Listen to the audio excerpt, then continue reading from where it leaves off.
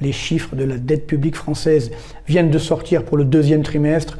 Un nouveau record historique a été battu, 3 416,3 milliards d'euros, vous voyez, 70,9 milliards d'euros sur un trimestre. C'est évidemment dramatique, on voit cette tendance, voilà, depuis le début 2020, plus de 1000 milliards d'euros d'augmentation depuis 2017, quasiment 1200 milliards d'euros d'augmentation.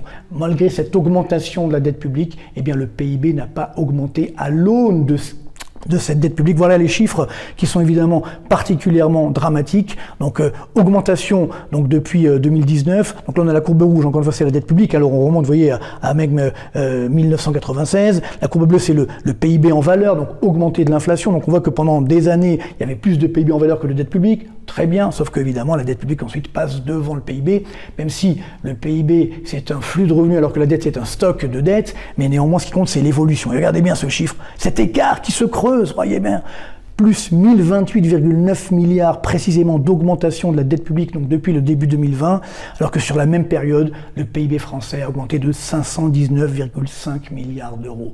Oui, vous ne rêvez pas, il manque quasiment 510 milliards d'euros qui ont donc disparu. Donc ça dérape complètement et malheureusement, nos dirigeants ne font pas grand-chose. Ils regardent, ils essayent de nous faire passer une augmentation des impôts. Franchement, vous voyez, j'ai ressorti le t-shirt, ce n'est pas sérieux. Comment peut-on encore vouloir augmenter les impôts en France alors que nous sommes déjà numéro 1 des impôts dans le monde?